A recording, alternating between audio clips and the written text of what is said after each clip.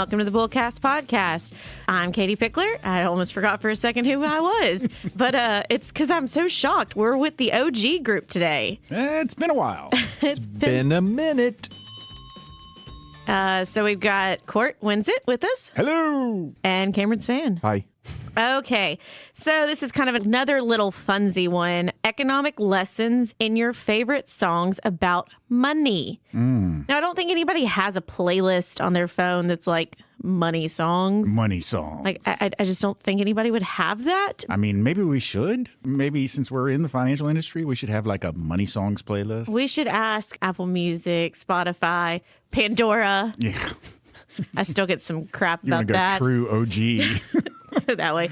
Get them to make us a Maybe list. go on MySpace and ask some people. I don't know. Yeah, I'd be like, what is your songs? But no, music is a huge part of a lot of people's lives. You know, when you watch a movie, when you watch TV, anything, like music can make a huge difference. And if you've seen iconic scenes without the music in it, then it totally changes it. Oh, yeah, absolutely. I think most people have like, you know, Cam probably has his music he plays right before he's about to play disc golf. Kind of gets him in the mood. I do. And I know like different times when I'm like prepping for an event or if I'm having a bad day or if I'm needing just like focus music where I can like focus on what I'm doing and just hear it in the background. Music plays a big part in a lot of people's lives. Yeah. The last time I was in Maui, I was walking around one day Flex. and I had like an hour where I was just by myself and I was walking around listening to music on my headphones while I was walking. And the music that I was listening to now is inextricably linked with my Maui experience. Like anytime I hear a song from the album that I was listening to, I'm like, Maui. There's a thing on TikTok right now where it's like playing a song and it's like name where you know this song from and I'll tell you how old you are.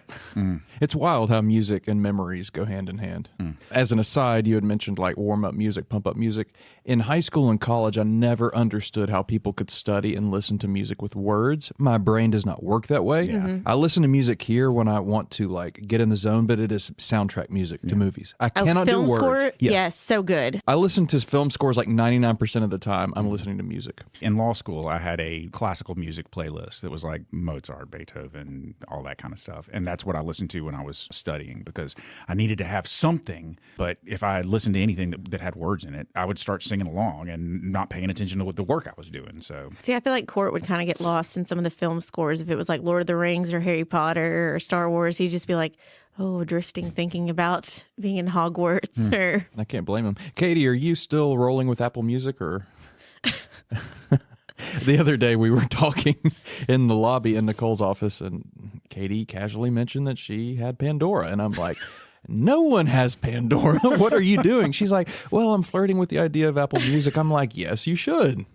I got shamed indirectly from Court has a little podcast that I joke he cheats on us with that he does with a buddy of his. And they were talking about, I was trying to be a good supporter. So I was listening and they were throwing some shade at people who listen to Pandora. And I just, I missed the memo. And because I just always had Pandora on my computer, like I didn't outside of work, but it was at the computer. I had it. So now I have changed and I'm on Apple Music. I have a Spotify account. I've never really used it, but one day maybe I'll venture out in my music. Do you have a paid Spotify account? Yes.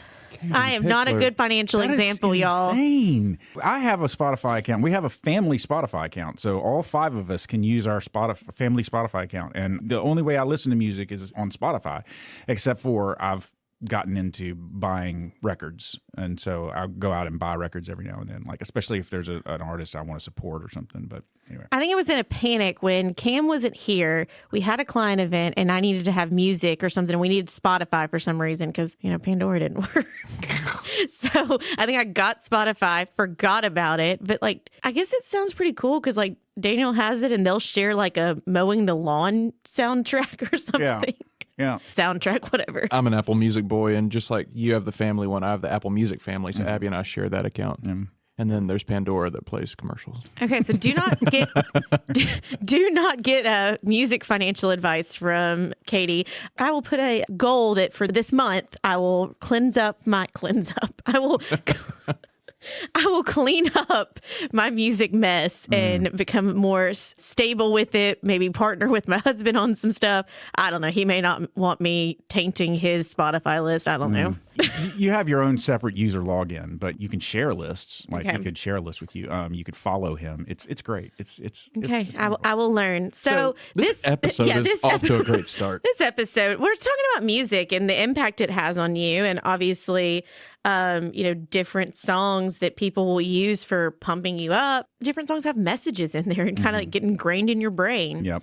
They talk about remember, was it Little Nicky, where they take the record and then play it backwards, and it made it seem like it was Satan. Yeah.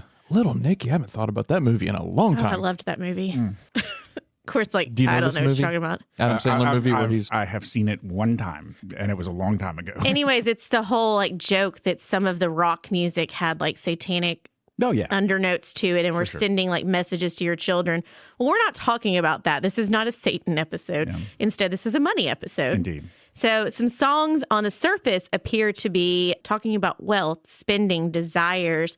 And, some of them also have a deeper insight to the economic theories and financial behaviors and social values related to money.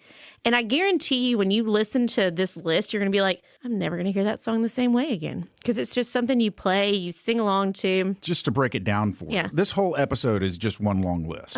The reason that we haven't broken into our list is because we're basically going to go down a list of 10 songs. And our list is Katie needs to get rid of Pandora. Financial.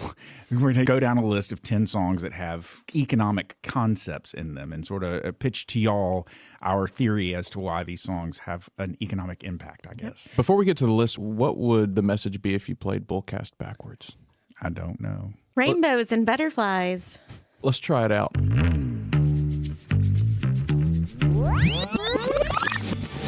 Katie loves Pandora.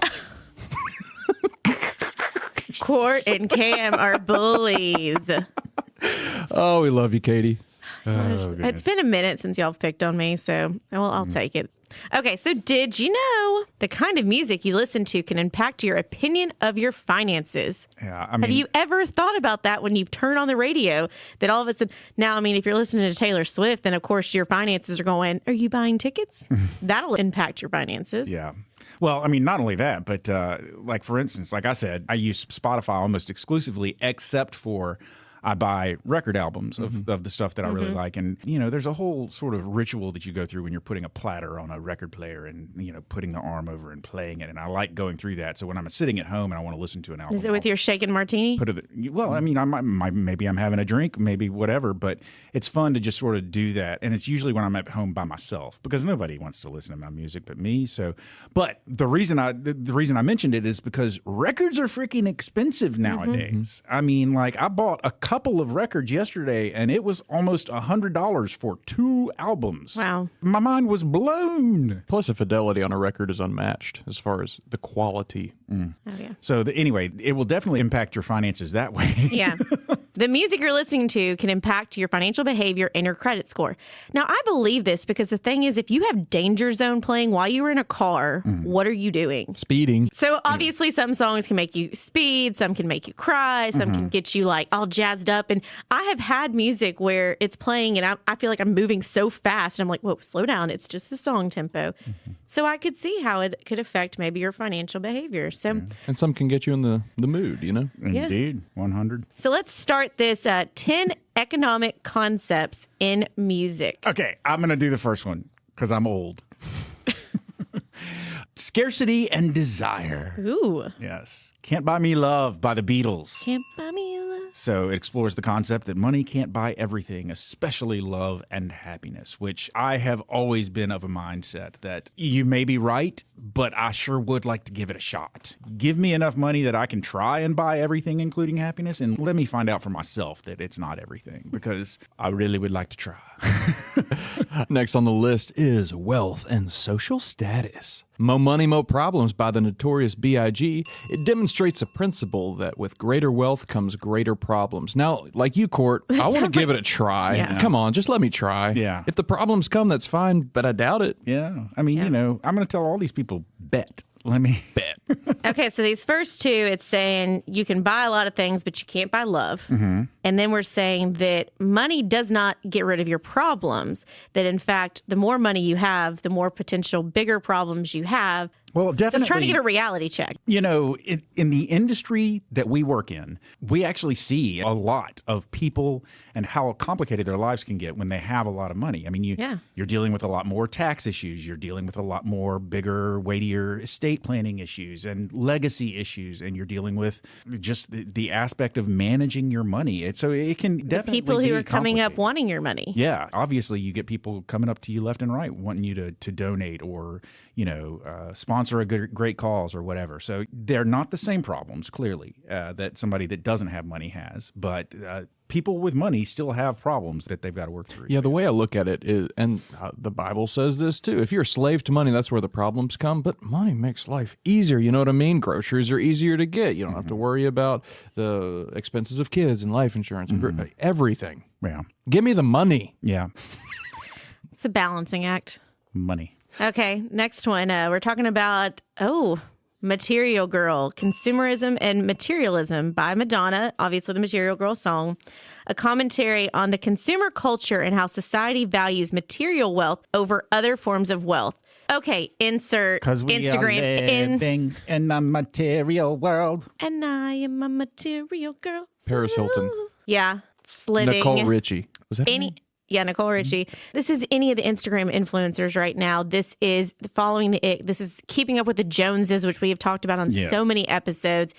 It is flashy, everything. And that's where I think that was a big eye-opener for me when I was younger. I realized that just because somebody has the most expensive clothes, most expensive car, does not necessarily mean that they are the wealthiest. And so being material and flashing and showing all your stuff, like, why are you doing it? Think about it. Is it because you really love the products and you really want to have that stuff? Did you, have an accomplishment and then bought a pair of shoes to celebrate it? What was it? Okay, I like shoes, Katie. Sue me, okay? I was pointing me out too. We both like our shoes. I think materialism is in a lot of songs. Talking about flashing your stuff. It's in a lot of rap songs. Yeah. I also would throw in for that category, it's not on here, rock star. Which one? Nickelback? Yeah. Hey, I want to be a rock star. Yeah. Bathroom that's... Yeah. Can't remember all the words now, but I can just hear it in my head. It's talking about like this mansion he wants to have and like all these women and things like that. And so people listen to it. It's like, yeah, I want that. Yeah. I want all the things. Drugs come easy because I don't even know. Kids don't listen to that song. No. It's not, I'm not saying it's a classy song, but Hey, Court, let's flip-flop our selections because I feel like you'll want E. So let me jump ahead with D. Risk and investment. That's the topic on this one. Take the Money and Run by Steve Miller Band. An anecdote on the risks and rewards in the pursuit of quick wealth, implying a lesson on ethical considerations and consequences. Go on, take the money and run. Mm-hmm. That's a good band. Ooh. Yeah. Okay, so E is financial planning, but more importantly, it is... If I Had $1 Million by Bare Naked Ladies. Sing me a snippet. Yeah. If I had $1 million. I do like that song. we talked about this one when we did our $1 Million episode and how $1 million isn't what $1 million used to be. It's really not. It's really not. But funny enough, the things that they say they would buy if they had $1 million are really not all that expensive things. So they could probably still afford them, even though $1 million isn't what it used to be. Because they wanted to buy like a K car, a nice Reliant automobile, and Kraft macaroni and cheese, and also the Elephant Man's bones, maybe. I think that was probably a call out. Anyway, it's a funny song, but they use humor to talk about, financial dreams, spending, whimsical spending, hypothetical wealth, and indirectly touching on the value of financial planning and what would you do if you had $1 million. So I like how it says prioritizing investments, because that's really what it is it's important for you to have a dream of if you had this money, what would you do? But it also helps financial planning wise. So many people, I say, make a future account because you don't know. Today, it may be if I had this money, I'd do this. But then by the time you get there, it could be something totally different. So it's interesting. Hey, listen to Bare Naked Ladies. Number one song was Can't Buy Me Love. Money Can't Buy You Love. one of the lines in If I Had $1 Million is, if I had $1 million, I'd buy you a house. If I had $1 million, I can't remember all the words, but the lead into the chorus of the song, it said, if I had $1 million, I'd buy your love. And then they go into, if I had $1 million. They think that you can buy love with $1 million. I think all the gold diggers out there would agree. There's some people you can buy it. Okay, money and inflation. Oof, that word. Price Tag by Jessie J. The line. Forget about the price tag suggests looking beyond individual prices, reflecting the concept of inflation measured by changes in a basket of goods. Now that song is stuck in my head. I don't think I've ever heard this. Oh, the money. Oh, is that what that you is? don't need the money. Yeah. Oh. Oh, the price. Forget about the price Forget tag. about the price tag. Yep. Yeah. Okay, yeah. I can picture Anna Kendrick singing it now. Yep.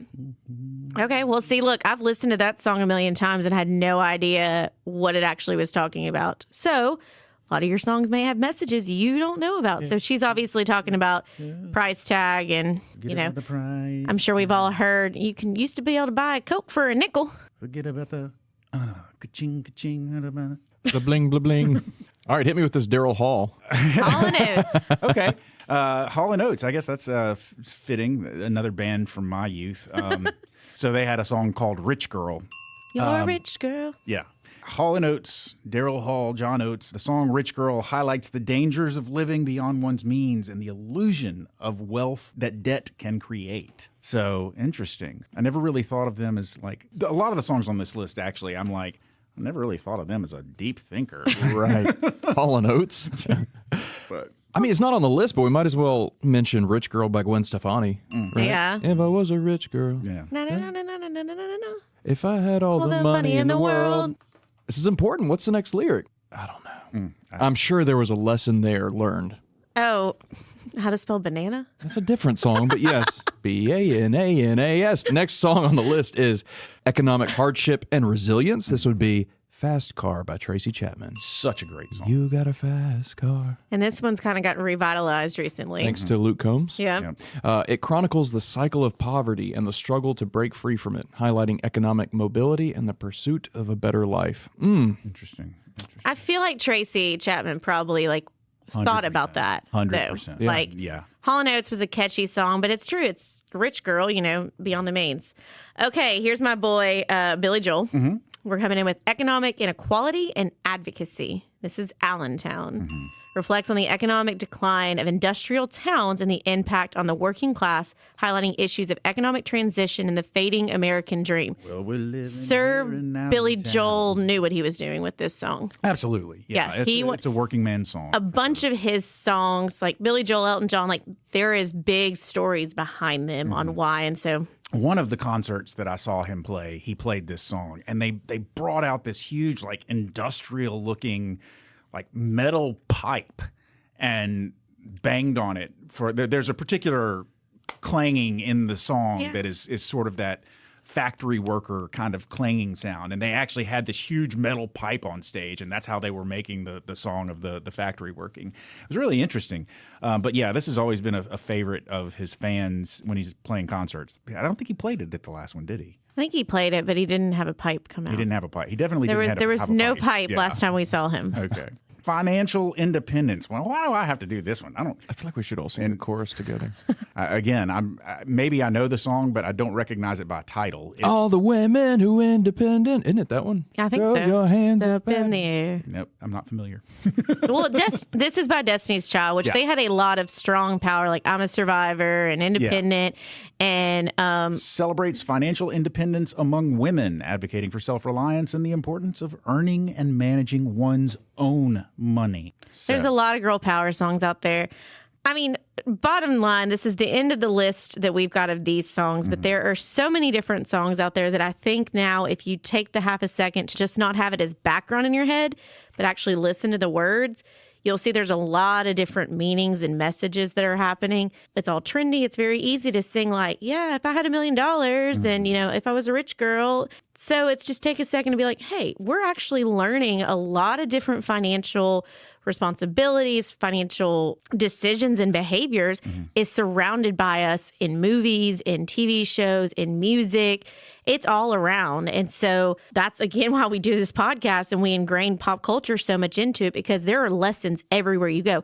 And not all of them are good lessons. Yeah. I don't think we're going to bullseye this one, but I did want to sort of wrap up my contribution to this episode by just pointing out a couple of honorable mentions. Okay. Give us some. If y'all have a couple that you want to throw in as well, that's fine. We already threw out Rockstar by Thingamathingy.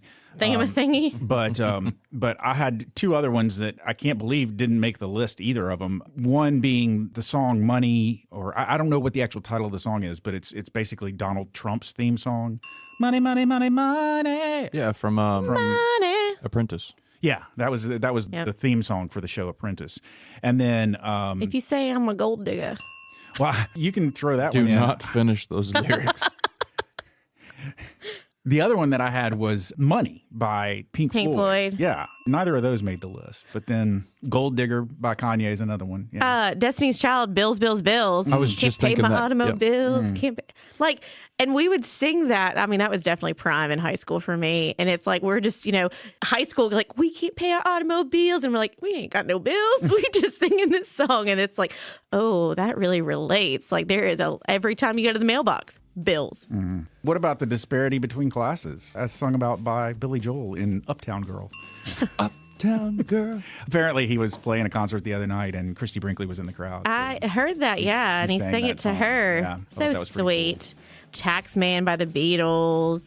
'Cause I'm a tax man. Like, there's so many different songs about money, because obviously money is what makes the world go round. Having it, not having it, needing more of it, whatever it is. And so you just now get a little lesson on you can get financial resources and knowledge from your music. Makes me realize I need to pay more attention to the lyrics. Yep, me too. I don't really pay much attention to lyrics in general, I've realized. I am very much in that boat. If you ever listen to the podcast that Katie referred to before, one of the things that we're frequently discussing is the fact that I pay no attention to the lyrics, and my co-host is all about the lyrics. And it sort of makes for sometimes difficult conversations because he's all about the words, and I'm like, yeah, I have no idea what they say. I just know that I like the sound that's hitting my I'm there ears. for the hook and the beat. Yeah. Yep.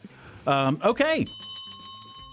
Oh, there's the closing bell. Ladies and gentlemen, you've made it to the end of yet another episode of the BullCast podcast. If you liked what you heard and you'd like to hear more, please feel free to go to your favorite subscription service and sign up to have us beamed directly to your device every single Thursday at noon. If you'd like to find out more about Court, Cameron, Katie, or Nicole, please feel free to go to our website. We've got bios up there. We've also got a place where you can drop a comment or suggest a topic you'd like to hear us talk about. There are some pictures on our website, but if you'd like even more pictures, we do have an Instagram handle. That handle is at BullCast Podcast. We also have an X handle. That handle is at BullCast Podcast as well. You see a pattern here? Well, guess what? I'm about to break it because we got a Facebook page, but it's BullCast the Podcast. And then finally, ladies and gentlemen, Cameron, Katie, and I all work at a place called Pickler Wealth Advisors. And if you'd like to find out more about Pickler Wealth Advisors, find out about what we do, what we can do for you, find out about our amazing team, and find out about our boss, David Pickler, please feel free to go to that website. That website is picklerwealthadvisors.com. That's advisors with an O. Not an E. Ladies and gentlemen, we have given you so many songs to listen to. So go forth and listen. For now, I'm Court. I'm Katie. I'm Cam. And we're done.